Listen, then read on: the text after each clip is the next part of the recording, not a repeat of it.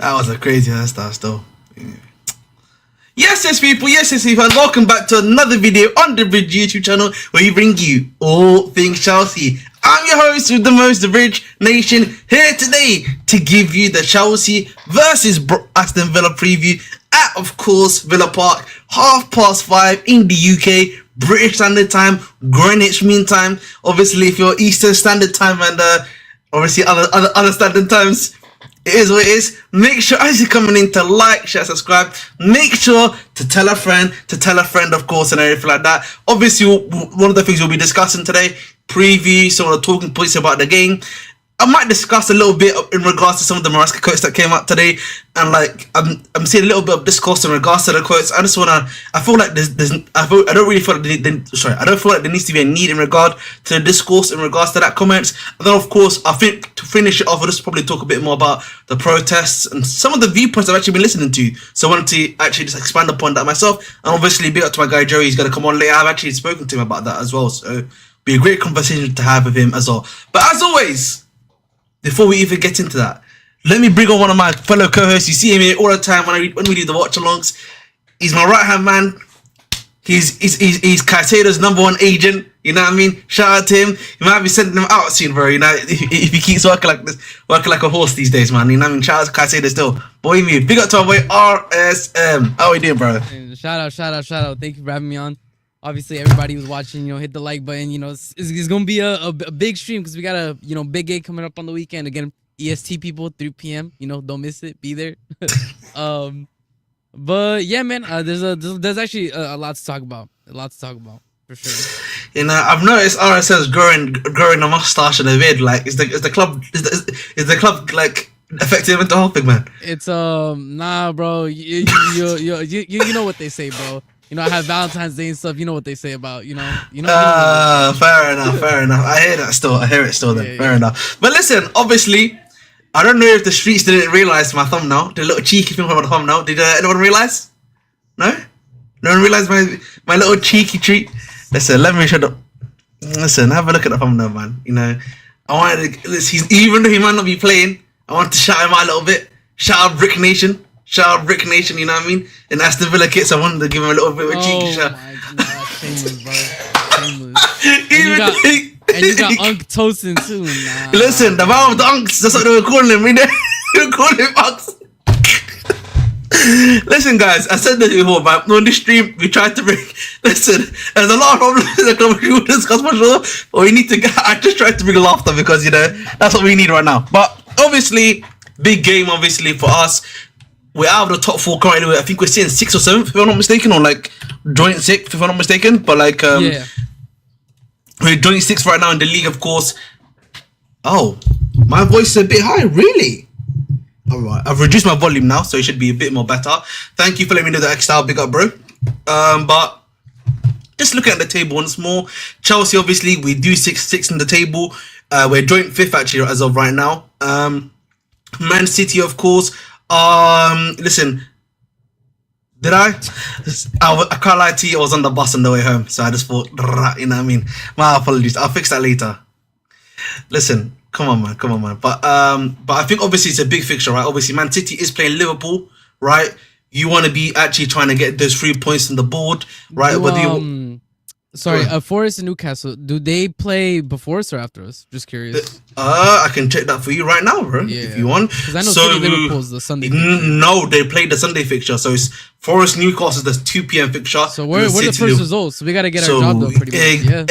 Exactly. And I think for me, from a Chelsea perspective, as I've said this before and I'll say this again, right, we need to make sure from a Chelsea perspective we get these 3 points on the board. Now, again, we look at if you just look at like a preview of our own team, right? Madueke is still out. We know that Madueke, everyone basically out until April. We're stuck with Sancho, Neto, Palmer, and Kunku essentially as our front 4. I think Tariq George played today, if I'm not mistaken, actually in the under 21s, right? Or he didn't. I think he did play, if I'm not mistaken. I have to double check. I think it's the Chelsea spot. I'll double check the 12, but obviously, I don't know if he's going to be available for us on the bench because I think he may have played that. Let me just double check that. Of course, I don't want to spread don't want to spread some misinformation on that one. But let me just double check that one really quickly. Raksaki. No. He did not play. He's going to be on the bench for us. He looks like Kaino Dyer. He's another academy kid. So obviously those two are going to be there at the end of the day. And I think for me, obviously we've just spoken about those two in terms of academy kids, spoken about who's going to be available from an attacker's perspective. I think it's going to be an interesting discussion about our defense, right? Because I think, again, we can probably say Reece James hopefully will start for us against Aston Villa. Kukurea will probably start for us on the other side. I think the question now becomes the pairing, right? Who do you pair and who do you think is going to be the most solid against essentially what I would argue to be a very pacey Aston Villa attack? Because you've got Donyell Marlin, very fast player. Essentially, he's got a bit of pace in him. Rashford, Watkins can stretch you out, pause, you know what I mean, in a number of ways as well. So, you know what I mean? That's a dangerous front 4, bro. It's a dangerous front 4. And again, that's not even me including Morgan Rogers as well. Another guy that you know. You know, it's going to be a strong bench when they sub on their attackers as well. Exactly, yeah. So they definitely, listen, you know what I mean? Again, this is like very, very strong, very direct at the end of the day team. They can dribble, penetrate, particularly when you've only got one guy in the midfield. And I mean, and then you got Enzo and Palmer next to him. You know, what's it? No help. You know what I mean? It's like Jokic, yeah? I said, are you... Listen, Scott, man, if you want to hop on, let me know, of course. But listen, don't worry, man. Listen, enjoy the show. Enjoy the show, man. Enjoy the show. But again, what are your thoughts on that? Because like, I can't lie to you. Any centre back partnership with Finn, bro, we're letting goals in. I just want to let you know. That's what I'm saying. Like, God. This is for me. I think that's the worry for me. Is like, I can't. The players would need to show me something completely different than what I've seen from the last month for me to believe that we're gonna get a win here. Like I just don't see the win based off current performances, based off of, because I think even if Enzo Maresca has a good game plan for Villa, I think it's not gonna end up mattering if the players perform to the same level they've been performing. They need to step it up. It's that simple. If the players step up, I think we can beat Villa. I mean, we've already shown that we can beat this Villa side earlier this season. But like, what I would argue, with that though is that I think in terms of like context, right, in terms of the team that we did face, they're a bit more the team that was playing New Zealand football on a week in week out basis compared to our team who could regularly rotate at that moment in time. they were also quite kind of out of form at that moment in time as well. You're now looking at a team. If you look at that team just from a Wednesday perspective, right, against Liverpool, was it Wednesday they played? This Wednesday they played, right? Like, you look at that, bro. Ooh wee. You know what I mean? And you look at the way you were playing. When did you play again? Friday, right? Friday. Dang. You know what I mean? That's what I'm gonna say. And like the thing is, bro, my worry generally is that they can, because they've got so many fresh players and like essentially in the team, they can push the pace, bro. I don't see us being able to push the pace. If that makes sense. Yeah. Right? No, I understand. I'm just saying, like, this team has shown itself capable of being able to beat that Villa team, right? Like, they need to have that. It needs to have that in their mind. Like, they've already beat this team. They need to try to motivate themselves. Because, like I said, like, I don't see a way that we even get a draw. I'm gonna be real with you. Like, I think the way that with our, and I don't trust any of our center backs to be able to keep them out. I think I have a little bit more peace of mind knowing Sanchez is gonna cough up a free goal at the very least, right? But that doesn't fix the center back issue, right? Which is where I do think that we are going to be. I think we need to survive past those first 15 minutes, because if you show me that you guys can keep up the pace after the first 15 minutes, I can believe that something might happen in this game. But how many times this past month and a half have we seen, we start off well and then after the 15-20 minute mark we absolutely die? Like, there's nothing more football left to be offered for the rest of the game from our team. So like go ahead, bro. I'm just gonna EPL tough, bro. I actually agree with you though, EPL tough. My issue is I don't understand. I think it's extremely wrong that they're tired. I don't understand why they're tired, right? So I'm just pointing out though, if you look at these guys, bro, for some reason they're looking tired, they're looking lethargic, but they only have like these guys are getting only one game a week, so it's not looking great. I'll be honest. So listen, I definitely do agree with you on in that take. 8 days rest versus 3 day rest 2-0. But I do think there's a good point that EPL Tough makes about rhythm. Right? I think you can get a week in, week out rhythm, right? Now playing midweek also provides some level of rhythm in terms of like how you play, stuff like that, which I think is also a fair point. But if you're playing week in, week out, you got Saturday to Saturday basically, or like a Sunday to Saturday, maybe on a Friday to Saturday, whatever it is, right? I think there's still a level of rhythm that's going to be needed, right? At the end of the day. So I think for me, the rhythm argument, I would say I hear it, but I don't hear it at the same time, right? I'm a bit more mixed on that aspect at the end of the day. I don't know about you in terms of like the rhythm argument. I mean, I think I don't know. I agree. I don't think it's acceptable that our players look this lethargic and this like just tired. Like that's what I'm saying. I just, for me, it has to be a mentality thing. You guys are literally not you're not playing enough to be tired, realistically. Like, you're just not. So it's a mentality thing. That's it. Like, mentally, you guys are not pushing the way you were at the beginning of the season. Is that simple? Like, whatever gas, whatever juice you guys had mentally at the beginning of the season just ran out. And that's just not acceptable. Like, point blank, period. I do think if we had more mid-game weeks, more games midweek, that it would be more difficult for them to, like, just consistently be this bad. I don't know how to explain it. I feel like if they had more, because they could get the.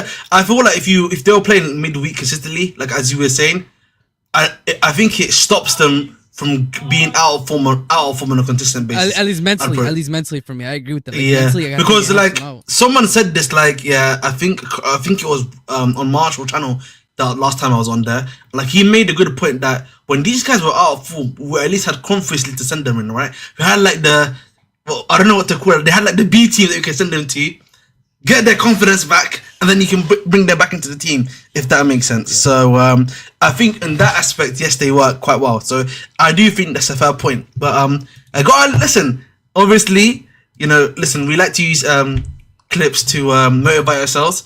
On this aspect, man, this is Chelsea, man. This is our Chelsea players, bro. After playing only 15 minutes of football.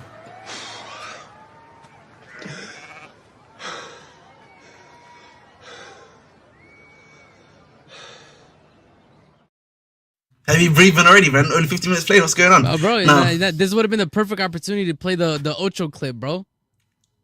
Our players after 15, 20 minutes, bro. I'm trying to get my £1, man. Chill. You know what I mean? I can't lie to you. The reason why if you know, it's my interest silent now because you a fraud for fucking. I went to go see like what time we were gonna do this, and I went to go to the channel, and I see the thumbnail. It says watch along, and I'm like, Oh, that's for Is it tomorrow. watch along? Oh my god! I'm so sorry, bro. I forgot to change. I did it in a rush. I basically, yeah, I was on my way back home. I was using my phone. 15 minutes and nobody told you that? Like, Someone I told me know about. you preview thought wrong. you had that game was for the next day, and I'm I'm so cooked. I'm so sorry, bro. Thank you for listen. Shout out to you. So actually, this is. Bro, I was just watching. I was like playing people watching YouTube video. I went to go to the next YouTube video to watch, and I see you live, and I'm like, this motherfucker. Like, and then I see the link, and I see all of it. I'm like, this dude, he doesn't even notice this. This shit says watch along on it. See, guys, this is how you know it's my hobby, man. I genuinely forgot. But thank you for fixing me up. Now I can fix it now. Actually, lovely jubbly. So that's been fixed. That should change now. Oh, I have to do it on my other. I'll have to do it on. But listen, big up to my guy Joey for being here. How are you doing, Joey? You doing well? Yeah, I've had a pretty rough week of work, but other than that, pretty good. That's good to hear, man. But listen, we were actually just previewing the game. We're actually just talking about, before we even get to like the player fatigue and that other rubbish, we were talking about our centre-back partnership, man. And we were obviously one of the things we were discussing about that was that they've got very fast, pacey players, guys that can really stretch out the defence. You know, with Watkins, they've got guys that can really penetrate that defence as well. So, you know, we just want to hear your thoughts and feelings of that, right? I mean, I just hope he adjusts for this game. That's all I can say. Like, he has to adjust for this game. Like, to me, he has to adjust entirely just based off of who he has. But like, the lineup will tell us a lot, man. Like, to be honest, like I don't want to see Palmer in the middle and right now without a striker. Like, I really don't want to see him behind where Nkunku is. Like, I'd rather see him out wide. And I know that shit's just not gonna happen. No, it's just not. That's a pipe dream, man. I'm gonna be real with you. So that's actually one of the questions I actually put into the show. I don't know if you guys saw it, but one of the things I put into the show was that, do you think Mr. Enzo Maresca will actually do a tactical change? What are our thoughts on that? No. I mean, he could. Will he? That's the question. No, bro. I don't know, bro. Listen, big up to our empty house, man. We'll talk later. We'll talk soon. Thank you for the exquisite clip. Oh, man, listen, man. I aim to please, man. You know what I mean? I'm generational. Just like, you know what I mean? Thank you very much. Just want that to be known. Thanks. But, you know, I think, honestly, and I've already spoken about this before, because I've been seeing a lot of people say, is he going to tactically change his thing? Listen, he does tweak his system every now and then to make some stuff work. But in general, he's never, from what we've seen, from what we know about him, he has his play style, and that's the way he plays, bro. And that's what we just got to accept right now. Now, we can then argue... That's fairly true, though, because we've seen him against, like, a Liverpool where he didn't invert the fullbacks at all, and it's still... But again, that's what I'm saying. He tweaks the way he plays, but in general, the process remains the same, no? Not even a tweak. This is you adjusting to you playing a player in a position where he's normally played. Like, this isn't a tweak in my opinion. To me, you put a player like KDH, who's a willing runner, in the midfield with the other midfielders, and then you put Enzo out in the wide area, or Enzo Palmer out in the wide area, bro.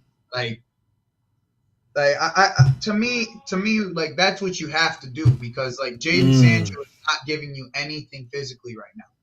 You need to get more physicality on the pitch. Fair enough. But listen, shout out philosophy firstly, you know what I mean? Bridge Nation. Well, I mean, like, at this current moment, bro, you can't in the Premier League specifically, man, you can't play without philosophy. It's like I think it's the stupidest. It's ruined football, but these systems is how. That's the current era we live in right now. That's the current era. The current era right now. It's the system era, bro. Listen, inshallah, we leave it. Inshallah, we go back to the chaos era. You know what I mean? We will be there no matter what for that one. You know what I mean? We will be there for the generational ball. But as of right now, it is the system era. And listen, shout out philosophy too, man. Philosophy is very interesting, man. Listen, you know, I have my philosophies that I live and die by. So listen, there we go. Then, it's like to go back to the whole like. Hey, bro. Hope you're doing well. The whole switching thing. Mm-hmm. Like the changes, he makes changes all the time, bro. Like in the beginning of the season, I came in here and I was telling you, he went from a diamond to a box to a diamond, and it allowed Palmer to give him more range in the type of runs that he made. Now, with the type of players that we have left, he has to play just a normal 4-3-3. Like he has to just play a normal. This is a good question, actually. Big up to EPL because EPL made the question for you, by the way, because EPL Turf actually made a good point here. Is in the sense that you have to play like a 3-man midfield. Obviously, one of Enzo Caicedo, and then I think the question becomes: is that other three gonna have to be then Kane and Dewsbury Hall, or would you put in the young lad Matthew Amoku? I'm assuming it's gonna be Kane and Dewsbury Hall because he's played him before, right? He's played Kane and Dewsbury Hall, bro. Dewsbury Hall. And listen, interesting, obviously, to say the least. But that means, bro, if that is the case, Abdi, this is the thing, bro. You're saying a midfield of Caicedo and Enzo Palmer will never work. We've literally seen it work this season, bro. Yeah, no. But I think he's arguing in terms of now, right? Because if you're gonna play that, now I agree, but like, yeah, to say that it never worked, like. The thing is, the system is dying, bro, because the system is meant to give the wingers one-on-one opportunities and to have a real out-and-out striker that these changes are falling to. So, but this brings me into my next question, by the way. If he does play 4-3-3, if he plays 4-3-3, right, and obviously we spoken about who the midfield is gonna be, does that mean Palmer's gonna play on the right, or does he play false nine? Yeah. That's the question I was gonna ask you. No, on the right. Because that's the next question you've got to ask, right? That's a better question, right? Because then. Mm-hmm. If he could do it that way, right, where it's Palmer false nine and he plays the same wingers. Yes. He could do it that way. I could definitely see him doing it that way. And then you bring in Kuku on as like a super sub type of thing. Exactly, yes. Like that, like to me, right now, the problem with what's going on is there's nothing to aim at in the box. Like everything is like a U around the box, bro. There's nobody to sit inside the box, bro. There's no players that are inside the box, and it's like if you have your fullbacks inverted in this case, you're just adding more and more people in, and it like as much as like having a overloaded midfield can be good sometimes. The way that we're set up right now, there's no way we can invert. There's too many people in the box in these areas. And exactly. And not only that, it's like the that system. It works fine when the team actually wants to try to come out and play with us. But when these teams are setting up these literal lines of 5-4 in front of the goal. Bro, we're not doing anything. We're literally not doing anything. Like you can see these, they found out the blueprint. Players in the box that are attacking the box are Kukurea and Enzo. Yep. Those are the two players that are attacking the box. It's not like they're attacking the box. So it's like the problem. The thing is, before I let you go, bro. I was gonna say the thing is though, with Kukurea, my thing is I think he's better when he's inverting than when he's overlapping though. I don't know about you guys. Yeah, but in this game, you don't even need him to go forward, in my opinion. You put him more to be defensive. I get what you mean, yeah. Particularly, right? You put him into it, and then you have Neto on his side on his own, and then you have overlap for Palmer on the right hand side if it's Gusto or if it's Reece James. The thing that I've noticed is that these systems have. This system now is opening up these outside lanes for an overlap. So now everyone is convoluting into the middle, and you've seen it. Gusto they picked up the ball into space. Gusto runs into an overlap, and it was like one of the only chances we had early in the game. Because that's what Gusto wants to do. He wants to overlap. That's his natural instinct is to overlap. This is what we need to be doing on a consistent basis from this point forward.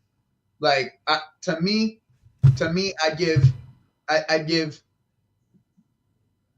put Nkuku on the bench as an option to come off the bench because we don't have much to come off the bench. Like we just don't. Okay, and we need and Villa. But bro, you know what the thing is. But it's not gonna happen though. That's the issue, man. And Kuku's starting. We said that yesterday. We said that We say that all the time, bro. And then like we said that in the game with Brighton, right? You said, oh, he's not going to start Neto or Madueke on the wings. He's No, but stop, Joey. That's a completely different situation than what we're saying right now. He literally has no true, 9, bro. He's gonna start in Cuckoo again. That's not necessarily true. Bro. I think the difference now. Obviously nothing is but Joey, impossible. no, but the root.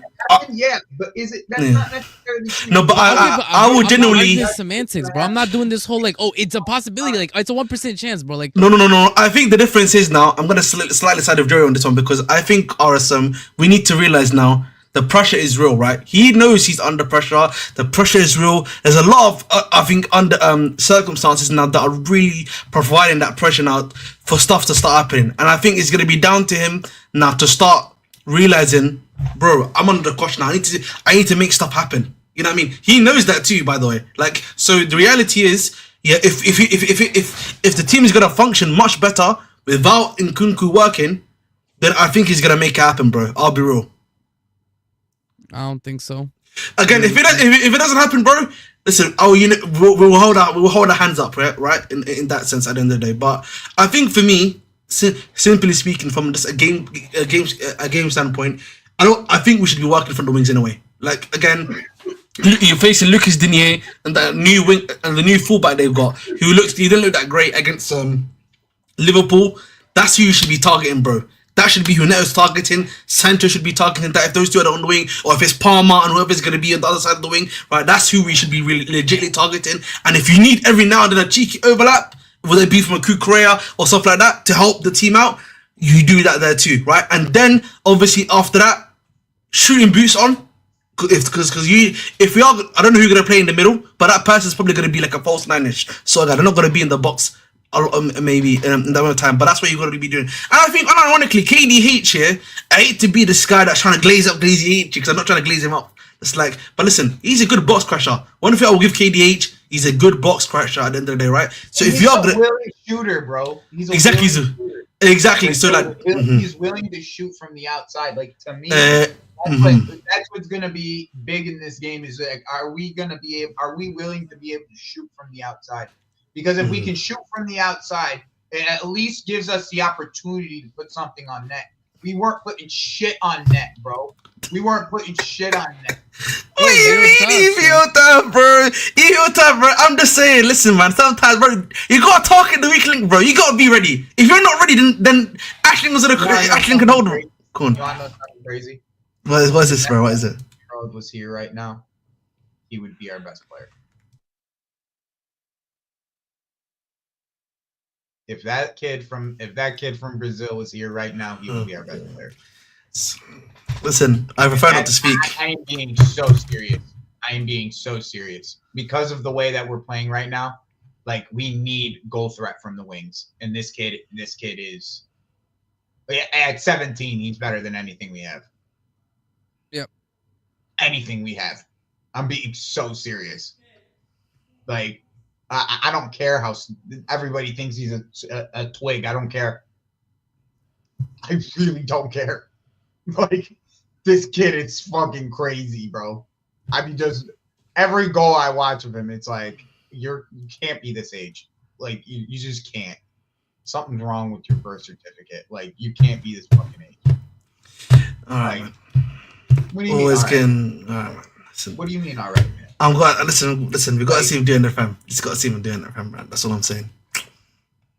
That's it. Man. We gotta see him. Lucas Costa, we're gonna answer your question towards the end because I actually haven't spoken to Jerry about this, by the way. So we're gonna talk about that one after we do the preview. So don't worry. Stay tuned for that one. Because I actually want to hear other people's points of view. But obviously, of course, in regards to this game, again, guys, we need to get the 3 points in the board.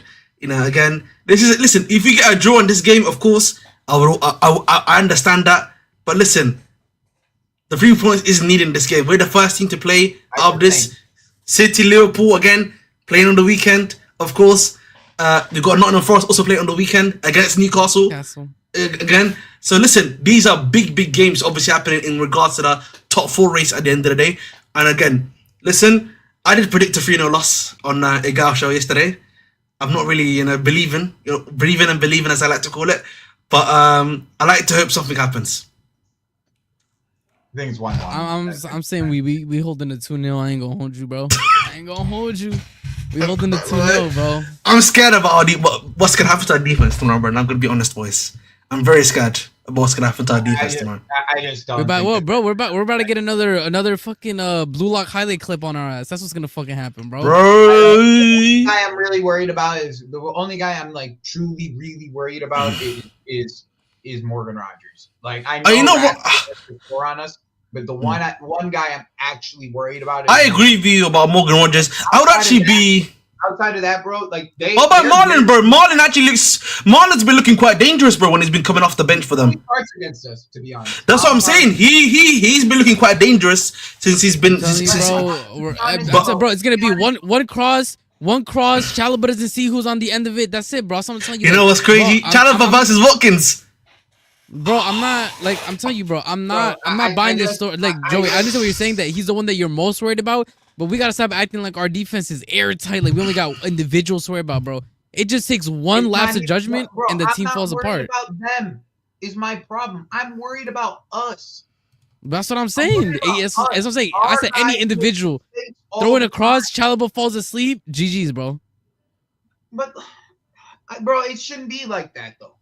We shouldn't have this type of talk. We're going right back to the type of talk that we had under Potter. I don't like that shit.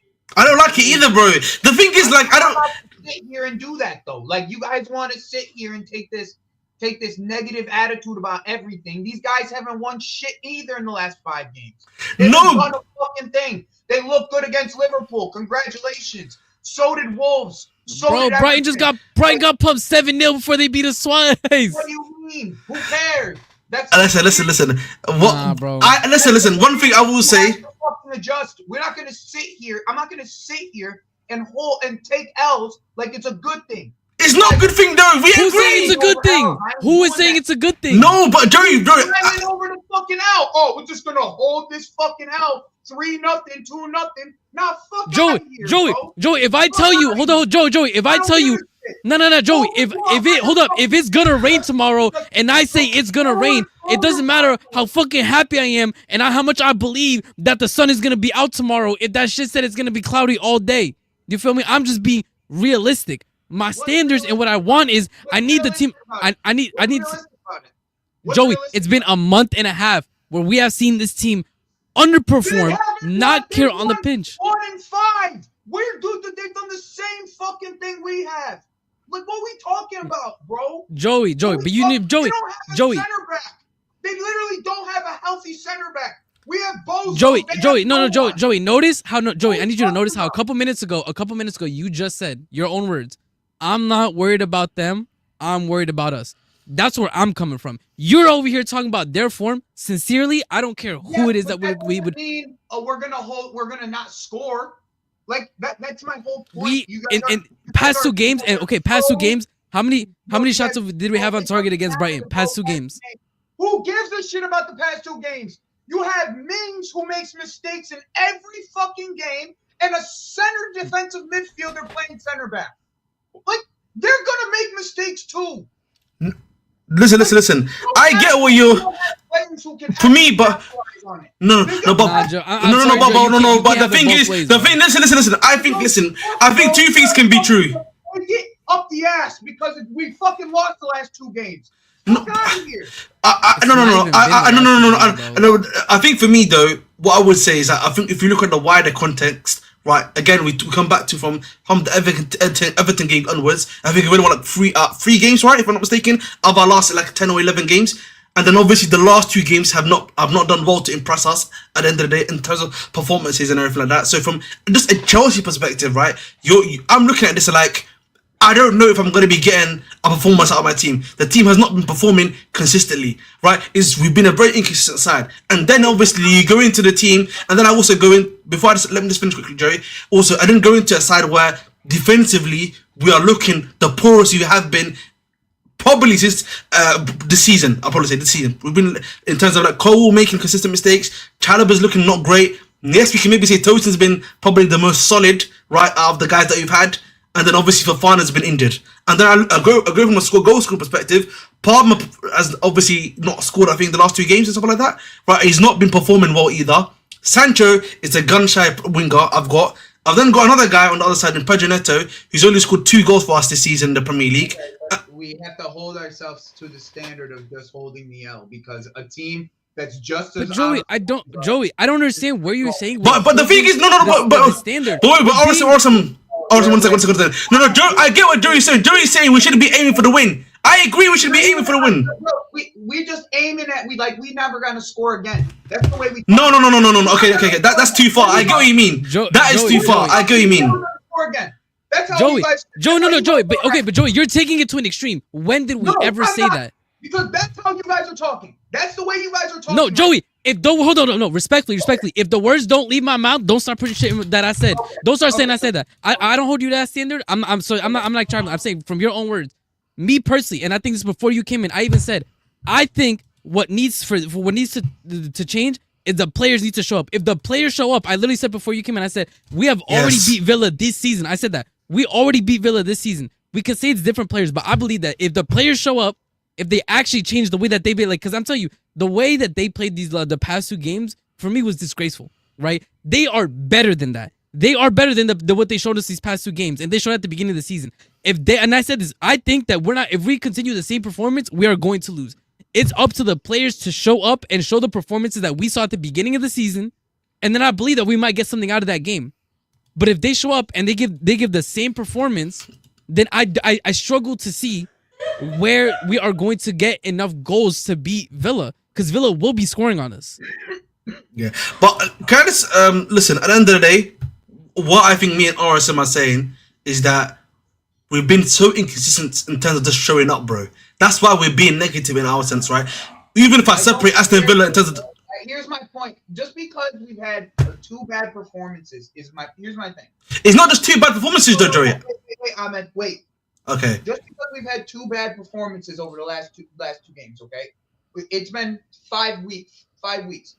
But in all of these fucking performances, it's not like we didn't create chances early.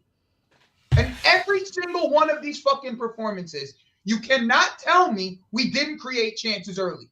Not one. There's not a single fucking one. No, I don't disagree. So to me, we're just sitting here telling ourselves, finish your fucking chances early in the game, and then let's see what the fucking game is. Not fucking die after 10 minutes.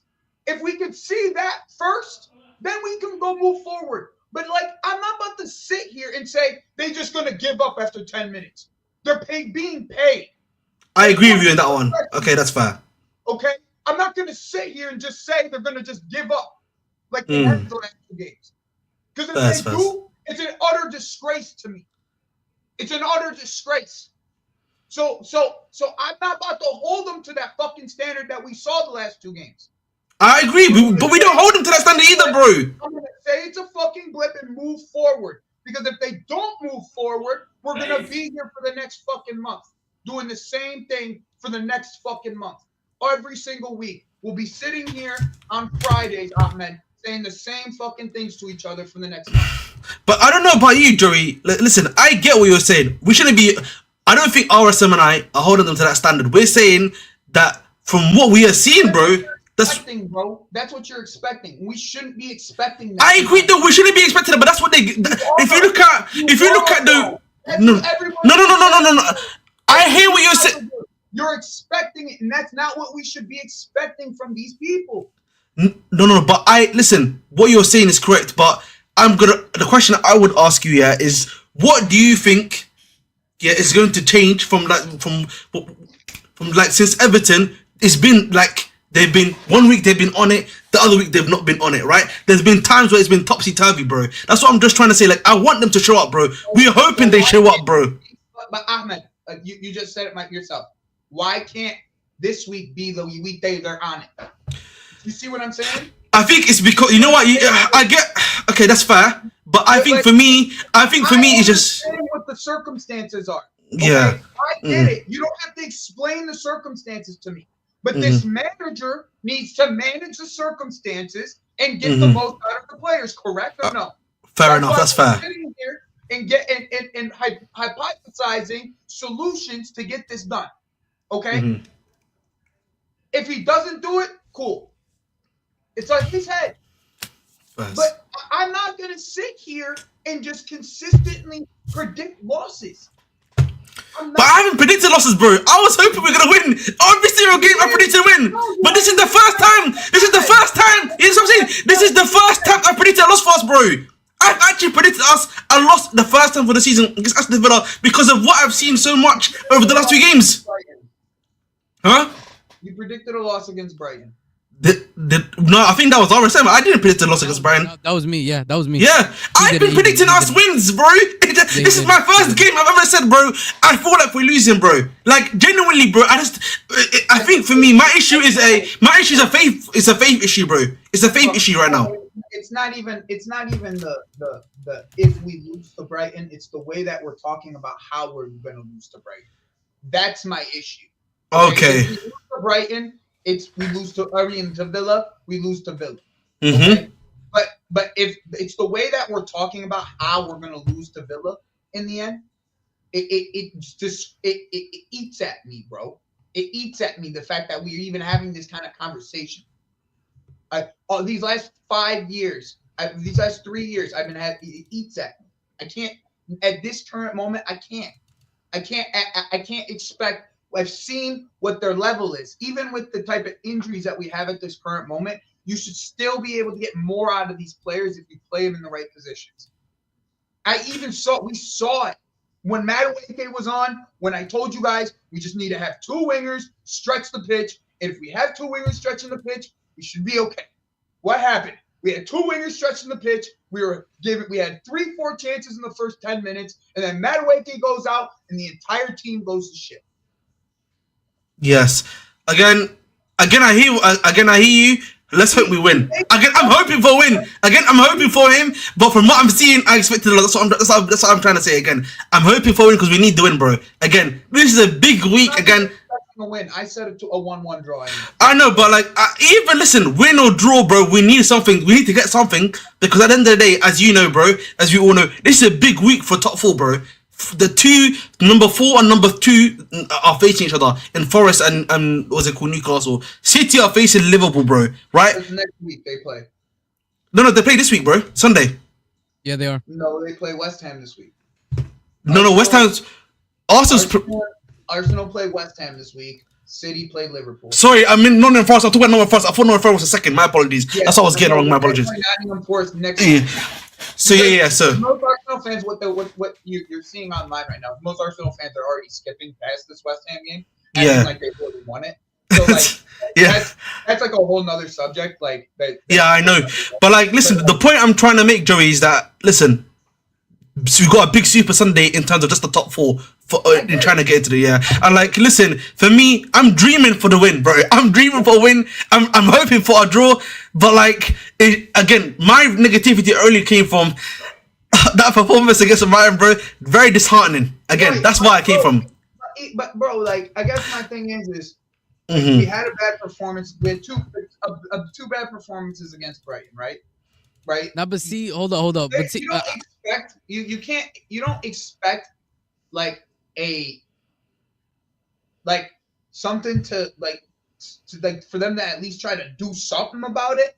Like try to make something up. Like, bro, everybody's sitting here telling me City's gonna come after getting they ass whooped by Madrid. They're gonna get themselves up for. No, the thing is, hold up. The thing is, Joey, why can't we get ourselves up for Aston Villa? No, Joey, hold up. 8 days rest and they have 3 days rest. Joey, I literally said, by the way, I still think that we have a chance to get top 4 or get that 5th position and still get UCL. Because I said I don't think City's gonna be as consistent as everybody's making them out to be. Like they're completely 100% back. I'm not saying all that. I agree. I think we're gonna get 5th. I said we're gonna get 5th from the beginning of the season. I still think we're gonna get 5th in the end. 5th was when we didn't get Victor Osimhen. We sat here, me and Ahmed. We sat here and we spoke. 5th is what I expected. That's exactly what I expected. So like I'm not even saying none of that. All I'm saying is why can't we expect our players to turn up after a bad result? Why can't we expect that? I hope so. But to be honest, we were expecting that for a while, though, no? Like when we drew against Everton, we're like, listen, these guys will bounce back against the next team. We were saying that for quite a while. Guys, It hasn't been these guys until Nico got hurt. To be fair, I was saying that for a long while, bro. You've been, you know, do a stream together literally every week, and I was saying these guys to show up consistently. I was talking about Palmer needing to show up. I was talking about Jackson needing to show up while he was injured, right? I think obviously the fan base now may be a bit more different, right? Which is what we're discussing now. But at least all three of us, bro, we've been consistent. Like these guys need to show up, right? I think just this week, bro, after all those mixed performances, mixed results that you've been getting, I get it, bro. I get it, bro. I get it. That's where I'm coming from, bro. But in those games where we drew in a couple of them, right? We didn't play well. It's not like in the next game we didn't come out and try to play extremely well in the first part of the game. There's a lot of times we just missed our chances to kill the game off. We score early. We score, bro. How many times in the last? We saw the last month, 8 games, 9 games. We score. We let them back into the game because we don't finish our chances in the first half, and then they score, and it's in either a draw or they score another one. Yep. It's the same with that's the last 10 games, but it wasn't like we weren't out there fucking putting shots on target or at least getting chances. We saw the stats. Homer made 32 chances, 1 assist. No, I think it's still 0, by the way. I think it's still 0. Joey, I think it's still 0. It's 0. It's not 1, it's 0. I can't lie to you, man. I need to double check that one. That was a bit Banduli. His performances that team, and his performances were not great. Proven, bro. It's point still proven. It's not proven, like, yeah. That's the point that that's the mind-boggling thing that still hurts me about this is they didn't give the guy another option. So if Nico went dry, we were just SOL. It would be it's even worse because we were just hoping that Gui would show up, who's a kid. Like yeah. That's the worst part. Yeah. So and also hold up and also just to like speak a bit further, because I see people are like, oh, if it's this many losses or whatever, like why aren't you screaming manager out? Because okay, manager leaves, what's solved about the squad? Speak to me. And people are being like, oh, he's a yes man. Okay, yeah, they're gonna hire somebody who agrees with them. I don't understand why people are surprised that like Maresca is yes, he didn't ask. Oh, he should be asking for a striker, etc., etc. He shouldn't be a yes man. What are we talking about? With you gets RSM. What? You know what a guy who disagrees with you gets? You get sued. Antonio Conte. That's what happens. Like yes. You get fucking sued. That's what happens. Yeah. You end up losing $2 million for no fucking reason because he ends up winning his case because he's an Italian mobster. Yeah, and he's got the best guys in the books, man. You know what I mean? He can't beat those guys, man. Different gravy, bro. You know, but listen, I think we've let our anger out, bro. I think our anger at the team has been satiated. You know what, man? I need to give you a round of applause, man. You let me get out the anger, the Chelsea anger out. So listen, much appreciated, man. I needed that, man. I needed that. I'll be real. But big up to you, bro. But that was more like anger about other shit for me. Like Chelsea just lets my anger allow me. See, listen, that's what I'm saying, man. Just let it seep out. I didn't mean to try to like that's my bad if I went a little too far there. Fair enough. But listen. Also, are we gonna speak about the protest and how it went down? We're getting there. Listen. Tranquilo. Okay, it hasn't gone down flames yet. Tranquilo. We're gonna get there. But before we get there, I want to talk about one more thing. The quotes. Now, listen. Obviously, we have our own group chat which we talk about stuff with, and obviously, I saw online.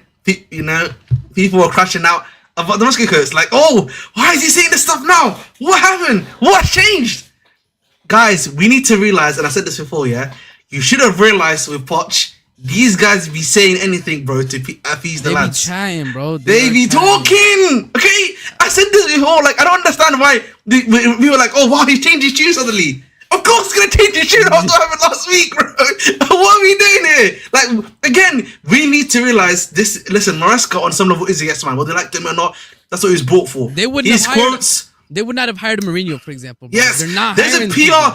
He has a PR guy that Chelsea helped provide him in order to say stuff, guys. Okay, you know the guy that's next to him, right? That does the questions onto thingy next. That guy is a media manager.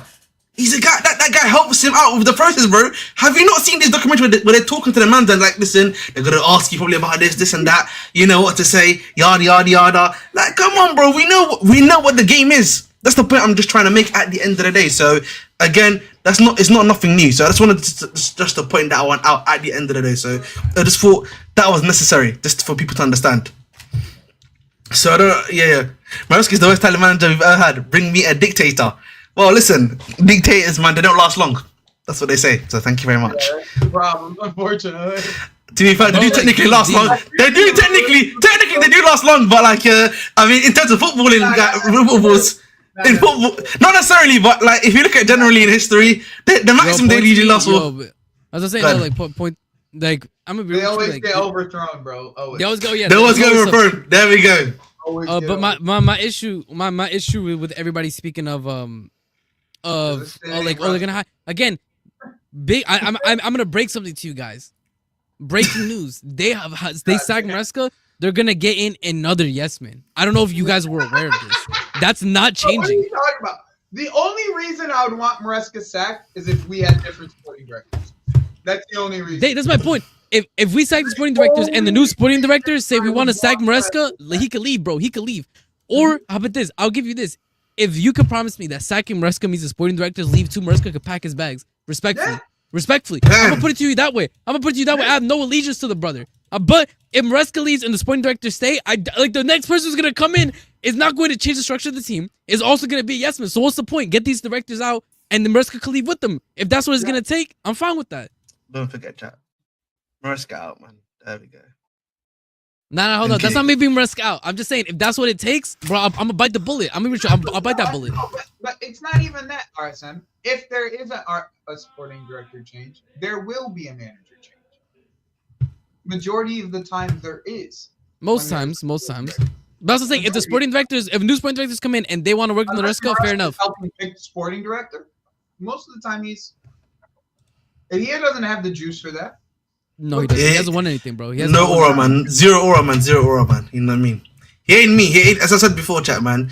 He ain't the Bridge Nation. I love that. Hold on, no. You know what? I love that word. I love that word, standards. It's like when people say like if people live in an alternate reality where standards is like magic, right? And I can use it to alter reality. All of a sudden, if I have standards, I'm fucking Doctor Strange, right? I'm gonna open up the multiverse and I'm gonna find the universe that fits what I'm saying and fits my standards. Brother, but hey, Che, no matter what standards I personally may have. Here, though, I don't think that that's necessarily the way that you have to look at it. When we talk about standards, I don't like in that manner, the way that HA used it. I think yeah. What I'm trying to say though is when it comes to standards, it's the expectation of what you should be seeing at a minimum. Exactly. At a bare minimum. Exactly. Yes. Remember, I think I've used this reference before on the stream, right? When I took my secondary education. In my secondary education, for the big exam at the end when you're 16 years old, there's like a predicted grade you get, right? That's a minimum expected from you. And for me, it was always a C. Chelsea's C is always minimum top 4, right? And maybe a trophy, in our case, Carabao FA Cup, right? Obviously, Conference League now is like a given. I don't really like to discuss that at the end of the day. Although now it's like a bit booky, but we'll come to that as well. You know what I mean? But at the end of the day, it's always top 4 and a trophy, right? That's what I've always been under my expectation. I just speak on it, bro. So brought up a good point. Yeah. So like, listen. But at the same time, when we talk about standards as well, we need to realize we can't use standards then just to say we really want the best of the best as well. Standards also means you're able to find gems and bring them and they can produce stuff for you, right? Again, a good example I use for that is Cesar Azpilicueta. 7 million, bro, we bought this guy for. Had an ACL injury like 2 seasons before he even came to us, right? And look how he turned out for us. So, but again, listen, Abdi has, bro. I don't know if you noticed, bro, the Brighton head loss was really crazy, bro. I don't know if we can get any worse than that. No, it's not gonna be worse because we lost it back to back and it was Brighton. The Villa loss will be like, people like it'll be obviously upsetting. Yeah, it's to be expected. Yeah. But listen, let's get on to the next thing because I actually asked you about this one, Joey. Before I get to I don't think you and you have spoken about the protest, right? If I'm not mistaken, have you spoken about the protest, Joey? What are your thoughts on that, bro? Like, obviously, there's a protest scheduled for Tuesday, 6 p.m. If you're gonna go, please make sure to go. So I actually can't attend. I thought I could actually get there by 6 p.m. to see what it was about. but apparently my work schedule finished at 6 p.m. So I'm not if I'm to get home and do the stream at 7 p.m. I can't actually. I literally cannot take the scene. I have to go straight home. And so, what are your thoughts on it? In terms of like what are you hearing? Do you think that it's gonna work? If you were to protest, for example, would you agree with that and everything like that? What are your thoughts, bro?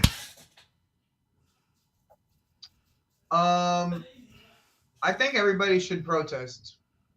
I don't think it's a bad thing for people to protest about all this. Of course, yes.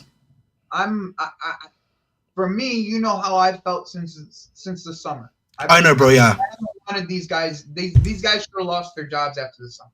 Mm-hmm. After the whole striker scenario, I said that they should have, because I was the biggest person I was the biggest advocate for them to go get a striker. Okay, the biggest advocate. All right. Now, if they want to protest, please, to me, protest, but please have a direction towards it. It feels like already, because of the call on Talk Sport, that there is not a direction towards it. So just if you're gonna do it, go and protest. But please. But Joey, come on, Joey, let's be honest. We know what narrative they're being fed, bro. I'll be there out there with you. I end work 3 o'clock. I'll be there with you. I don't care what part of fucking England I'll be a part. I'll be there with you.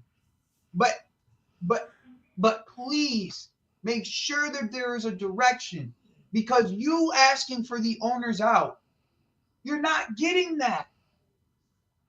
You're not getting that. Can I play devil's advocate? A little bit lower. Let me play devil's advocate. So, like, I actually heard this point from Alex Goldberg stream, and I thought it was a good thing, right? Right? He made the point that is any noise, even whether it be blue coat out, like barley out, whatever you want to call it out, right? Is that better than just saying nothing at all, right? That just because it's like noise, it's still out there, you're still protesting something, right? At the end of the day, is that not still like something that's still valuable, if that makes sense? Like, I don't necessarily agree. I don't necessarily agree with it, but it's the point I want to put forward to you guys as well. So I think that's a good point. That was a good point they made. No, I think I would address this point. I think if you are discontent, I think it's fine that they're protesting and they're voicing their discontent. I think it's better than nothing, 100%. Yes, I think right. That is literally better than nothing. So like, if any, I'm not going to be like against a protest. I'm not. Where I do agree with Joey, and I think where the middle ground is that there needs to be. I guess that's my point of, like, if you're gonna protest. Mm-hmm. Like, you know what I'm saying? Yeah. Like if you're feeling, there's nobody. I will never, as myself, I will never tell anybody not to voice their opinion. 100%, I hear that. I will never, even if I don't agree with your opinion, you should still voice it. Like straight up. Like, I'll never tell anybody to not voice their opinion. Okay, but once again, at least try to have a direction towards it. You having a direction only makes it more effective, is my point. I get that noise, it will be noise, but like, how many times can you do that? Right? Because noise only works unless it's consistent. If you have a direction towards it, you don't have to be as consistent. You don't have to that's my problem with this. I still don't know if it's gonna be more than 100 people. Okay, I don't. They said 200. Most of the time, when people RSVP to things, you most of the time expect half of what the RSVP is. That's normal. You don't expect everybody at RSVP to show up. 100%. You know what I'm saying? I get it, bro. So I don't expect more than 100 people there. So 100 people making noise is nice, but if you have a direction towards that noise, it makes sense for everybody. And that's why I didn't like that Talk Sport thing, because it just removed all. It removed. It felt like it removed all legitimacy behind it. Yeah, see, but there's a reason behind that though, and this is the issue that the issue that I had with the messaging from the beginning is when unfortunately the loudest people in the space about the protest are basing the protests off of things that aren't reality, about things that have no credibility. What happens is when you start screaming those things in a protest, you're not gonna be seen. You're not gonna be seen as a credible protest. The owners are gonna be like, these guys are clueless, bro. These guys are clueless. Bro, Joey. it was the opportunity. It was the opportunity. And that's the problem, bro. And like you know, one thing. The opportunity. Yeah. To actually get something done. Yes. It was and you put that guy out there, and he says that. And you know what made it worse? It was what he said after. Yup, it's what he said after. No, I mean 100% what he said after made it even. No. It wasn't even that. It wasn't even what he said. It wasn't even what he said on Twitter afterwards. Talking about how we're gonna go under. No, we want to know what's going on about the. Like out of all the things that he could have spoke, like bro, out of all the worst thing. You know what the dagger was, boys. You know, what was the dagger? What was the dagger? What was the boys, 90 plus dagger? Boys, I'm not gonna lie to you. Dagger, the Assassin's Creed. This is literally he did that. Like I can't lie to you. Simon doing the nastiest like Assassin's Creed like assassination on him. Right? You know the one where he just like falling let's go ka-ching to the guy. Is when he said, "Were you there 6 or 7 weeks ago saying we got our Chelsea back?" And when he said yes, yeah, no, you're a clown. You're literally a clown. Bro. He lit that basically. I'm telling you, bro. That basically was what killed it, bro. Yeah, 100%. Because he said these men aren't serious. These men aren't serious. Bro, it hurt. And saw that shit. And fucking was ready with that. But you know what? But, okay, no, but you know what? Ahmed, that brings up the perfect point. That's what it was. That brings up the point that Lucas was saying though, and that a lot of people have been saying is we know for a fact 100% if performances improve on the pitch, these protests, but they're going up in smoke. All three of us probably agree. They're going up in smoke, bro. My worry is, imagine if he beats Southampton and then obviously you got Leicester afterwards, right? After that, right? You got a Conference League game, then you got like Leicester straight afterwards, right? If I'm not mistaken, right? If we win those 2 games and we win Leicester, it's done. It's like, done. Listen, my worry is because if they move, my worry is I don't want that to be happening, bro. I don't want that to be happening. I'm thinking right now. Hold on, I'm thinking right now. If we get a dub against Arsenal, we got our Chelsea back, bro. I'm telling you, it's case. If he even draw against Arsenal, I'm telling you, bro. If he just even draw against Arsenal, like my worry generally, obviously before we even get to that, my thing about the process has always been. Right, I want us to be a bit more practical in our thing, right? Yes, we can say the owners control the sporting directors, right, and everything like that. But the reality is, the pressure we're just putting on them right now is great. But then using that pressure, we then bring in like a manifesto of points. We don't want the sporting directors. We want you to stop some of the wage cap to allow us to bring in certain players in. Ease the model, right? Bro. Ease the model. There needs to be exceptions. Ease the model, right? But you're keeping this pressure on. You keep this pressure on, right, on a consistent basis. Tell them to bring in a competent sporting director that can actually get deals done, right? That is what you need to be doing because the problem is for me, we need to realize, guys, it doesn't even matter if they bring him. They've got, again, they have the ability to brief. Look at how they do their briefs, bro. They have an elite way of briefing, bro, already. Like, let's look at how they do it, bro. Generational. Immediately, bro. They know how to. Listen, we need to realize that, boys, right? It would be beneficial. I think, it would be more beneficial than a brief. Is if you put a manifesto together and then you have. That's what I've been saying, Joey. Do. But the issue. Ahmed, you have the entire fan base sign this thing. Yes. What's that sign? Well, listen. Petition. It's a petition. Like petition situation. Exactly. Yes. Or like what do you call it? Like a letter to the owners kind of thing. People have done that. Yes. Yeah, you do a letter to the owner, but you have it as in a petition. Yeah, of course. Yeah. You have like your bullet points and stuff. Yeah. Bro. Yes. But Joey, hold up. Bro, this is where we run. But Joey, would be more beneficial. But again, Joey, this is where we are running into the issue, right? So this is what happens, right? When we articulate our issues with the model, when we articulate our issues with the team, we can go down a list of these are the issues that we have seen from the beginning that persist until now, right? We're based off like factual evidence. You feel me? Are things that have actually happened. The issue happens is, unfortunately, we have creators in this space that are peddling things that are not true, that are selling people a pipe dream. So when your pipe dream gets attacked, you default to emotional responses, which is what we saw in the Talksport interview. The dude realized that, in the light of day, the stuff that they're talking about in their echo chambers does not hold up to scrutiny. It does not hold up to scrutiny, and it's not really what is the issue with the club right now. So when that happens, you get absolutely dog-walked by somebody whose job it is to point out these inconsistencies. And I'm sorry, when you went to Talksport and you pulled up and you tried to go to financial for financial with the man whose whole job is knowing these finance stuff, like at that point you're fighting a losing battle, bro. But this is what I mean. And the issue is some people are like, oh, they specifically chose the worst person. No, I have sad news for you guys. This is the average person who believes in these kind of things. And the issue is until the fan base gets on the same track, right? Until we're all pushing in the same direction, this whole idea of signing a manifesto, it's gonna be muddy because everybody's gonna disagree. There are gonna be people who are, no matter what, the only way they're signing it is if it says owners out. And then we're gonna have the other half where like there is no feasible way that the owners can leave. Like I know, apparently I have heard, and I have to say this with the match going fans. I understand when match going fans are emotional. You're gonna be the most emotional people because you're there game to game, which is why like I agree that I think it's great that they want to be the most vocal, and I agree that their voice should be included. But at some point, we need somebody to take a step back and be a leader in this movement who can take a step back, be more rational, and put out an actual list of things, of tangible things that we can actually get, that we can actually achieve. The problem is there's actually people in the fan base that can actually do it. Like I saw a guy, there's a guy that does a podcast, right?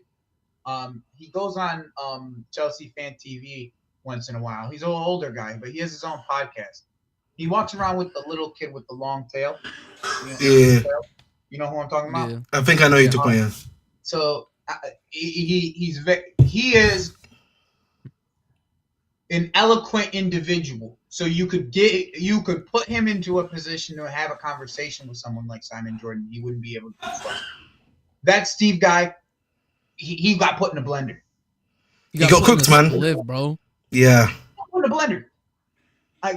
Not for nothing. Like, like the thought process behind walking in and having a conversation about financials with Simon Jordan. That's what I'm saying, bro. Like that was not great. I'll be honest, yeah. You're asking for trouble. Like, what are we doing here, bro? Remember, this guy became bankrupt, so it as well. So like he's being a bankrupt. Gonna go bankrupt, bro. Like, and remember, this is a guy that went bankrupt owning Crystal Palace. So like, I don't know how he thought he was gonna have the argument of bankruptcy with a guy that went to bankruptcy with a football club himself. Like that's the one issue. To be honest, the last thing this football club has to worry about is going bankrupt. No. Yes. Like, I can criticize the owners on a lot of stuff. Bro. That's the last thing. That's the last thing. The thing is, my issue. Lucas, but let me just go quickly. Go ahead. Go ahead. Because like, listen, like one thing I have heard, like I heard there's like a loophole apparently in like the way they can sell. So okay, like, okay. So go ahead. I can address this because I actually after the stream, I think it was on Lewis's stream, I got to an argument with somebody in the chat. And we spoke on Twitter later, and it was actually somebody who was a rational dude. So I presented him evidence, and he changed his mind. He said, "Fair enough, I was wrong." Because I told him, "Present me evidence of because and I'll present you evidence of the other." Because the reason why he was saying is that they can hold up. So what he no, was saying, I don't know what the loophole is. No. So I explain to you. So they think that the loophole is that the owners cannot sell Chelsea FC. However, they are allowed to sell Blueco. And what I explained to the dude is, Blueco was created after as an entity for them to be able to manage all of the Chelsea holdings pretty much. They took ownership of Blueco and they said, all right, this is going to manage a ton of holdings that we have. And it's going to be the main vehicle through which that we organize all these different aspects. However, I told them, when you go to court and you tell them we're going to sell Blueco, it's not going to stand up to the standard that the UK courts have of what selling Chelsea is. Because selling Blueco would be considered tantamount to selling Chelsea FC. Therefore, the sale of Blueco would not be sanctioned. This ownership can't sell Blueco because it'd be the same thing as selling all of their interest and ownership in Chelsea FC. The changing the name does not change the substance of the sale. You feel me? Like, you can add a shell company. Doesn't mean that the company getting sold under that shell company isn't getting sold. And I explained that to the guy, and he was like, fair enough, you're correct. And that's it there. And it's that easy. And I said, this UK legal system, by the way, the sale of Chelsea was done by a nation state, bro. They are not going to, there is no loophole to be found. This UK legal system has been around for literal, like, hundreds of years, bro. It is one of the most complex and in-depth legal systems in the world. And they are not going to let the credibility of the legal system be questioned if Chelsea, because the owners somehow found a loophole. They already did once, and they got the guy out. Yeah. I think, Yeah, like I think anyway, if that's the case, if that's what the No, if that is exactly, what, bro. no, No, that's listen, a again, loophole. That's a loophole. yeah, They if think that's the alleged, yeah, that is a loophole. So if that's the alleged loophole, then okay, then fair enough. Like again, I'll probably if you can show me that stuff, I understand. The other side of it is that person is gonna have to have the ability to take over not just Chelsea but also Strasbourg on top of all the other owned, because it's under Blue they Co. bought hotels over in that area. They bought they've owned a bunch of yeah, but property around so again, if that's the loophole, then okay, that's fair enough. Because like I even Alex Goldberg was saying there's probably like a loophole in there that they can sell the club with, right? So regardless of even just the loophole like that people have been speaking about, my argument still is they have Chelsea's value right now. You can probably say it's a bit more, but I would even argue it's not as big as it was previously. Like they've lost value in Chelsea, right? No front of shirt sponsor. We still no stadium. Unfortunately, Ahmed, as the Premier League continues, unfortunately, as the Premier League continues, that's my argument. I'd probably I think in terms of the short-term investment, they're at a negative. However, long-term projections, they know that the Premier League as a product is growing, and just being in the Premier League and owning Chelsea means that they're in for a ton of money. Not only that, if the Super League ever does happen, they know that's a fat payday because Chelsea's immediately gonna. I don't know if you know this, by the way, but like the Champions League might be even moving to the US from like 2027 onwards. 100%. Right, like games happening there. Like, okay, listen again. My apologies again. Listen, I'm not an economist, so I thought maybe that was one aspect of it.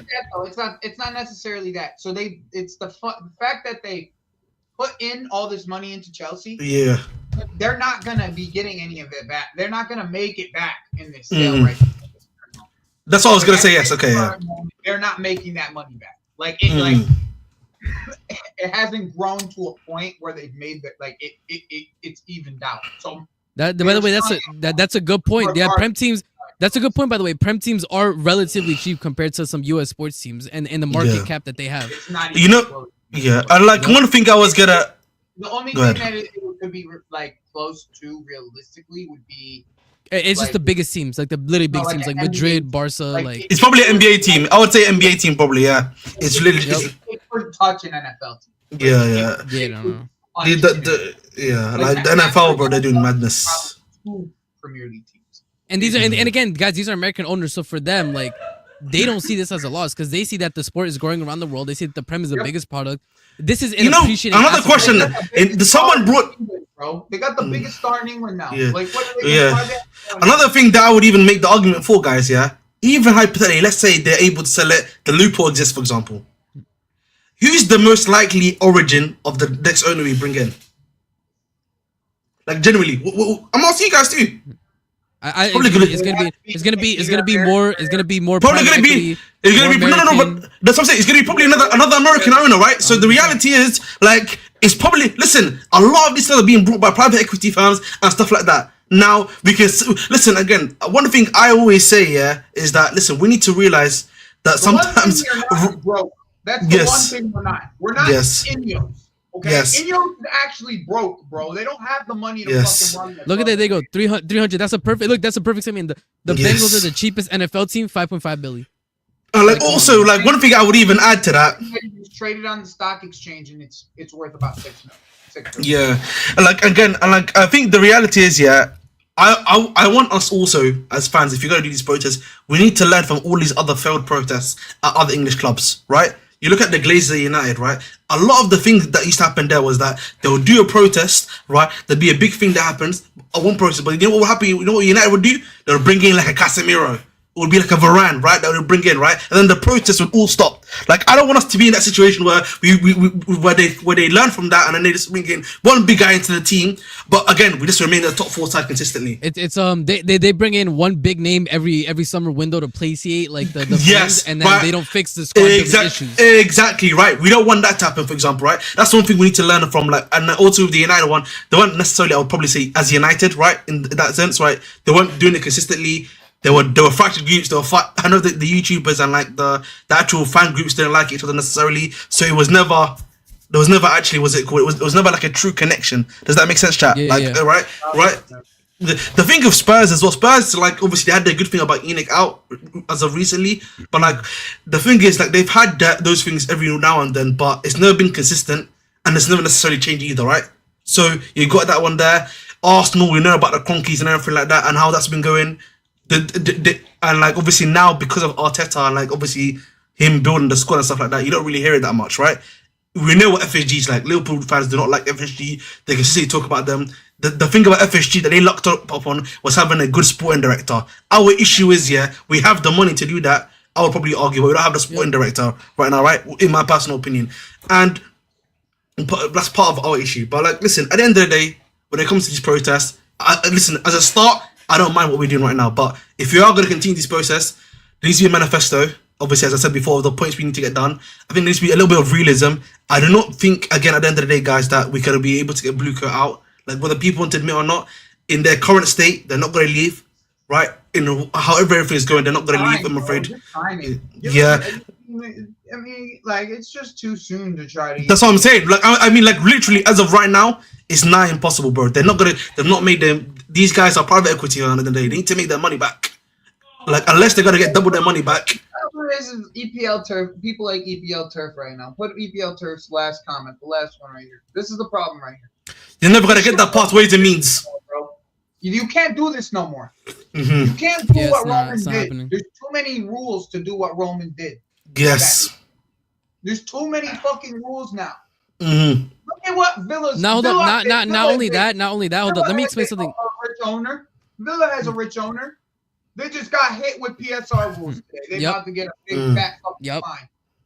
Pretty much. And hold up. And this is the thing as well, guys. You have to realize, as rich people get richer, there are very few what are called money sinkholes where they can start putting their money into.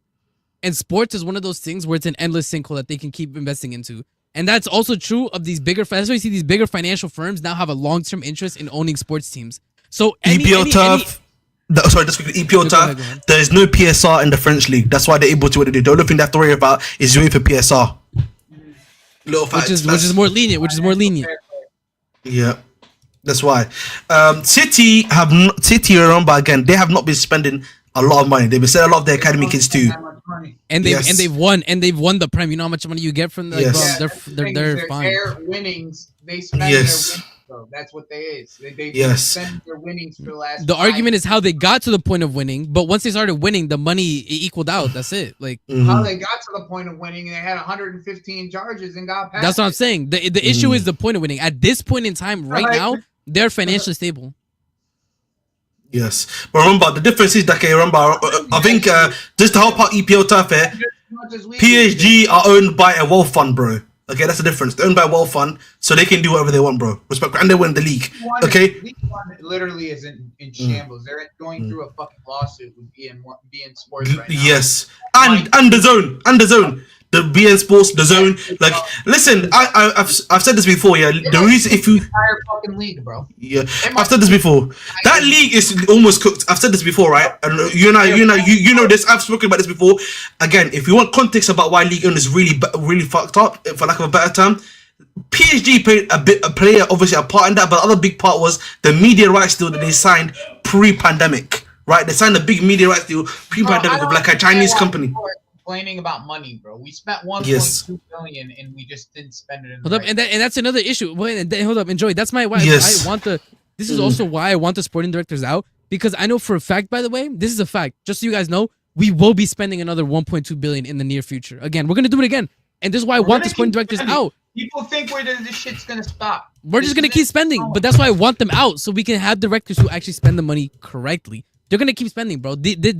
No owner comes in, spends 1.2 billion in the time frame that they have, and then they just don't care about the team and are willing to sell it in 3 years. The problem is EPL turf. I'm gonna listen. I think the reason why I kind of disagree with you is that if you look at the young players we're signing, bro, they usually at minimum spend on about 100 to 150 million right on young signings already. So they are spending a good amount of money just on young players, bro.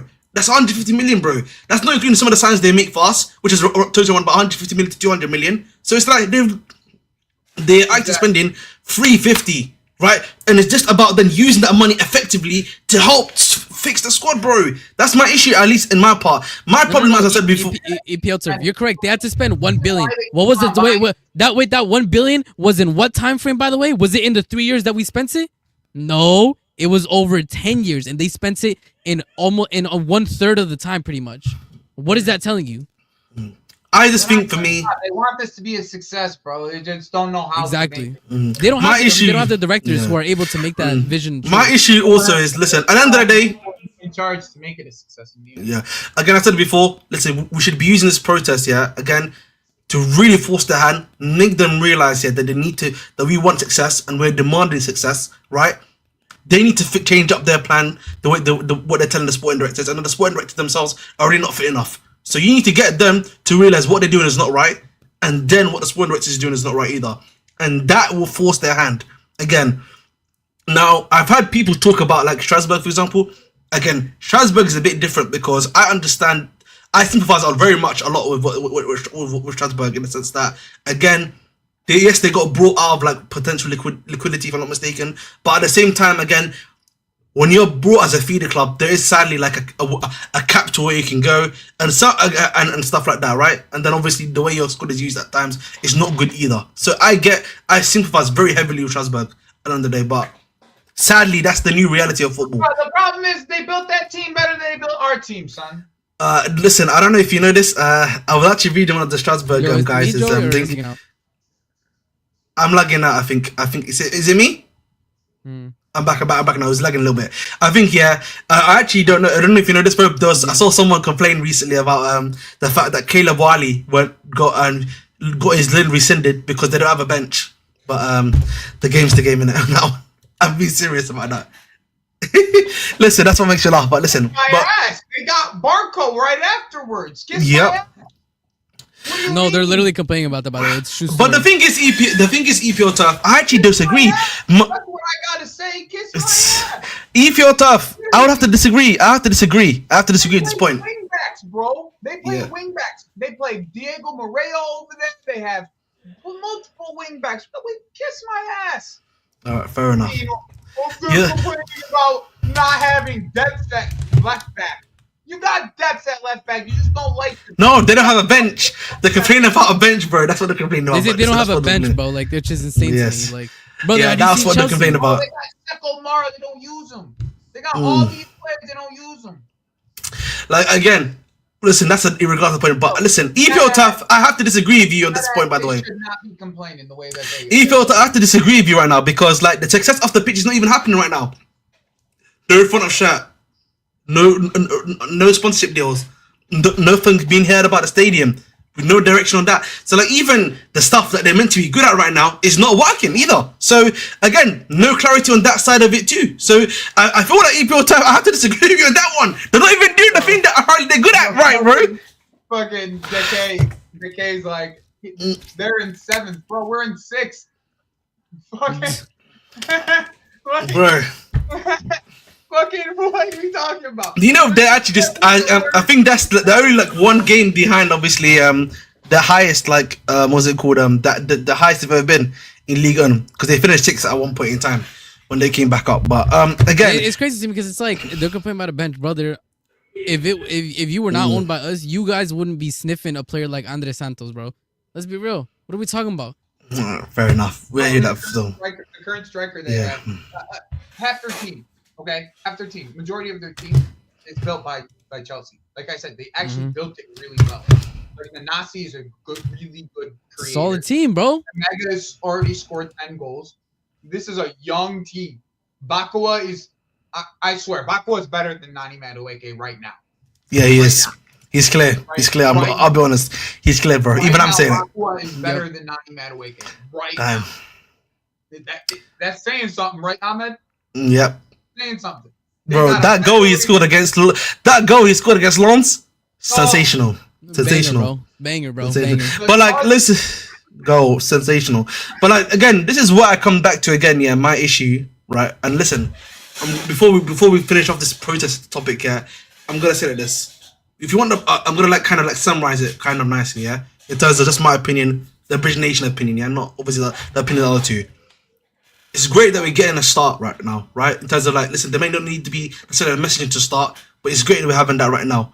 But eventually, when we're doing these processes continuously, there's going to be media members that are going to come up to us. There's going to be people that are going to come up to us, right? It's already happened, obviously, with the TalkSport stuff, but there's going to be questions that are asked of us. We need to make sure there's a vast majority of a direction.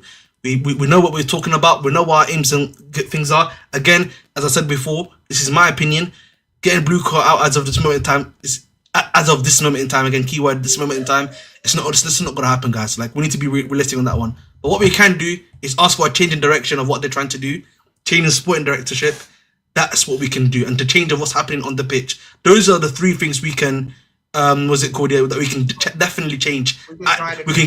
Yes, we can control. Right, but this stuff I said before. We have to fight stuff that we can necessarily control. Those three we can, right? And then if we do that continuously, win or lose, that will forever put pressure on them. That will actually work, and I would like to hope that happens on a consistent basis. Even if I can try, I'll try to go to these processes as well at the end of the day. I think I'm gonna try to put something together for like a little petition together by the exactly. Like that I think will be effective, bro. At the end of the day, yeah. Season, because I want it to be a conclusion to it all, right? Yeah. Like I want a conclusion to see where we're at, right? I mean, this also does feel like a little premature because of the type of run we had early, right? Because there could be a run late with everybody getting healthy, like, and that's the thing is like a run late could get us into like the top 4, top 5, and it would be nobody's getting that upset. But I'm still upset. Exactly. I've been upset since the fucking end of the window this summer. Exactly, bro. Yeah, I know you've been. I know. I've been upset since then. So I like to me this is just it has to stop. It has to stop. This has to get done the right way after this summer. Exactly. Keep on doing this shit. Yeah, like again, like all of us here agree, bro. This summer is big, bro. We need to get it right, bro. Again, you know, we can't keep on saying that we can only keep 11 out of 25 players, yeah, on a consistent basis, bro. And that we need to be rebuilding the rebuild. Remember, that's something I make a joke about a lot of the time. But we can't keep on doing it on a consistent window basis, bro. Eventually, we need to have stuff that's set in stone, span that's set in stone, and stuff to allow us to go on and do stuff the right way, bro. It has to happen, man. And like, listen, these hopefully these protests can work and we can make stuff happen. But I pray they work, because I don't want some of the stuff that I'm feeling in my heart of heart that might happen. I don't want to be an idiot. Sorry, I don't want to be an idiotic pessimist. That's what I want to say on that. But listen, hopefully they work. And big up to the lads in it. But hopefully we don't have a talk sports incident tomorrow. Hopefully we have. I'm saying I don't want to talk sports incident on Tuesday. Please, no talk sports incident on Tuesday. Can we just not get 20-year-olds this summer? Can we get guys who can drink? But we already have two. We already have To two be fair, if you, in the UK you can drink alcohol at 18. So bro, the thing is, we're already getting two 18-year-olds. We're already getting Pies and Essa in the summer. The UK's problem. They should raise the fucking age limit for that shit. That's part of their UK's. To be fair, you can technically drink at 16, but it is what it is. That's the game. Yeah, even more so. Alcoholism in the UK is a huge fucking problem. But I mean, to be fair, Joey, you see what that brother Keithley be eating? Listen, if the food looked like that, I might also be drinking. I ain't gonna lie, listen, Dory, man. Tomorrow, man. I'll be drinking tomorrow. Dory, man. They gotta get me a striker like that's over the age. We need a big boy striker. You feel me? Somebody that knows how to put their pants on. You feel me? Like I don't need somebody who got no hair on their chest. Respectfully. Listen, regardless, boys. Let's hope. Let's hope this stuff. Let's hope these protests put pressure. I'm not ready for the last football club. I need pressure put on the directors. And I need these players to show the fuck up. Like that. These are the two things that I need. Yep. That's not like we're asking for that much. Yeah, man. Inshallah, these protests put enough pressure on these guys to actually change. How about that one? Please, yes, please. Yes, man. Because, and listen, hopefully we get a result tomorrow. Listen, don't worry, Lucas Costa, man. Buddies, drink buddies. Cheers. But also, by the way, just so everybody's aware as well, protests that happen after wins are more of a statement than when you're in a bad run of form. Just so you guys. Yes. Exactly. But the thing is, like, I was thinking about this too, and I don't want to criticize the guy that did it because I think he did a great job. I don't want to, and I don't think he deserves criticism on this. The thing is, if you do criticism at 6 p.m., then you go into the game. I mean, you know what I'm saying? It doesn't help you either, bro. You know what I mean? Like, listen, again, I should be criticizing because because at the end of the day, I'm not doing the protest, right? So it's not fair of me to do so. But I can say that doesn't help either, right? Like, you know, we're going to the stadium, we're doing the big banner in there, and then like. No, it don't really help us. If that makes sense, it don't really help us if that makes sense as well. Yeah. But we move. But let's see your predictions. Obviously, I don't. Listen, at the end of the day, hopefully we get a win. Hopefully we get a draw. We need to get some points, bro. Again, big weekend for us at the end of the day. But quickly, actually, before we finish off, I've got a special message. Man. You know, this is to someone. Where is he? Have I actually got the video clip of this guy on the stream? Is it on the StreamYard or is it on another StreamYard? Sorry, boys. I apologize, man. You know, I don't have him. The stupidest shit I've ever seen. That's what I feel like we're doing. I don't have a clip with this guy. I don't. You normally got really stupid shit, and like some of the stuff I'll give you is good. A lot of the clips you Hold up, but this is the thing as well. Hold up, Abdi Has, this is the thing as well. Is it's fine that they listed their tickets for the game on Tuesday, but what happens is if when we go on a winning run, they're gonna get FOMO, right? They're gonna want to start going back to the games, and that's when we're saying that like if they're gonna keep the pressure on, then they have to be consistent about it. The other problem is great that you've Well, don't blame that shit on Bully when you're trying to sell that shit on his website. That's my problem. Yeah, that's my fucking problem. Don't go to be fair, his don't website thing is shit on Bully's problem when you're selling it for fucking $150. Just quickly. By the way, that's not. I don't know if that's legal or not. By the way. What thing? I want to watch that shit. Yeah, no. Listen, I just want to say this quickly, yeah? I don't think, you know, the Vivid Streets thing, so I do, if I'm not mistaken correctly, you have to sell them at face value, by the way, right? Like, I don't know if you know this, right? Yeah. The tickets, right, they have to be sent at face, they can't be sold double or triple, I think, football tickets, if I'm not mistaken. But the Again, tickets are listed by the people who are putting them up. Yeah, I like, that's the problem, innit? I think that's the reason why I think Broly's been getting criticism. But the problem is that's not fucking Bully's problem. It's not Bully, yeah. That's not Bully's fucking problem. That's the website. The website does that. That's what the website's for. It's fair enough. You to sell your ticket. Okay, that's what it's for.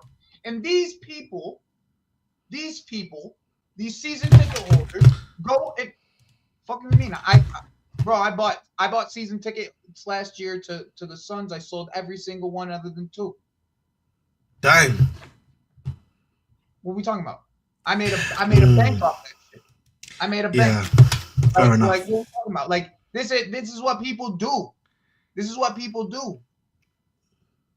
This is what people do, bro. It's not Bully's fucking problem. The fan base is doing it. And then they're blaming Bully.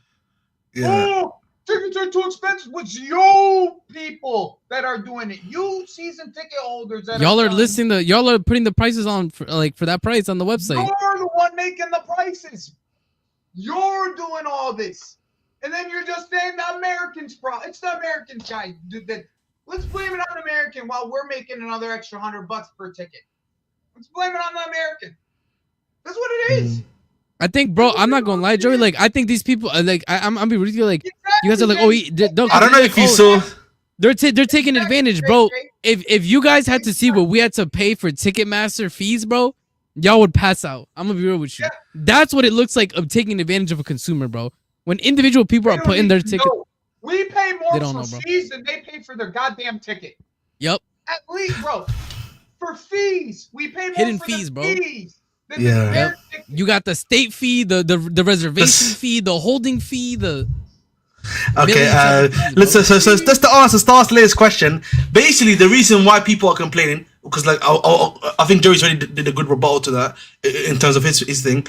Essentially, with football tickets, you have to sell them at the same price, but you can't actually sell them for more than that. If I'm not mistaken, again, this is like if memory serves me correct. So whenever I buy tickets from the US, bro. Oh, is he? Oh, I don't know if he's again. I don't know where he's from. My apologies, but it is what it is. But listen, enough of ticket talk. You know what I mean? Oh, listen, the get putting them fucking tickets on there. It's you people that are complaining. Yeah. Tickets. That's who it is. That's who you should be pointing at yourself. Look in the fucking mirror and point at yourself, not the American that owns the goddamn company who has nothing to do with this shit. The Chelsea fans that are doing it. Listen, end of the day, guys, yeah, I want to just talk about someone that's on the screen right now. I hate this guy with a passion. This guy is my number one op. You know, Ahmed, me and you, we just don't like anything. Listen, this guy is forever my number one op. I want you to know personally, yeah, this guy's my number one op. That he heard my guy, he had my goat was getting his main event at WWE. He heard my goat was getting a WWE main event. Yeah, he saw that flipping promo on the net on flipping WWE Netflix show with CM Punk and flipping Cody Rhodes, and he was like, "Nah, I can't let him have it, man. I've got one more in me." You know what I mean? I got one more in me. He said he got one more in him. This guy, yeah, he's a terrorist. He is a terrorist. Tell this grandpa to give it up, bro. Give it up, bro. Give it up, man. If I'm reading what I'm reading correctly, yeah, because that's what's happening right now, yeah. While he's doing all Listen, if I'm reading, I'm being serious, bro. This is me like kind of semi-angry and semi-laughing. If I'm reading what I'm reading, if I read what I read is true, if I read what I read is true, if I saw what I saw is true on his Instagram reel, yeah, he is a terrorist. Tell Grandpa to put it down. Why are you not fighting Roman? Fight Roman, bro. Why are you fighting him? I swear to God, bro, yeah, I'm gonna crash out, bro. I'm coming to Las Vegas, bro, for WrestleMania. You're going to, brother? You already are.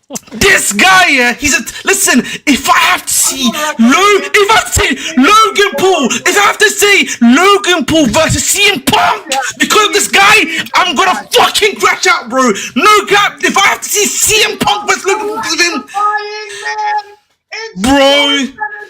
If I have to see CM Punk and this guy and Logan Paul because of this guy, genuinely speaking, bro, you will have the enemy for life. If you come to London, I will find you. I want you to know that on a personal level, bro. I just want you to know, bro. I want you to know. No cap, bro. No cap, man. I'm being serious. Amen. I want to know what you think about something, okay? It doesn't matter what you think about, bro. This guy, bro. No, man. Like, I saw that shit.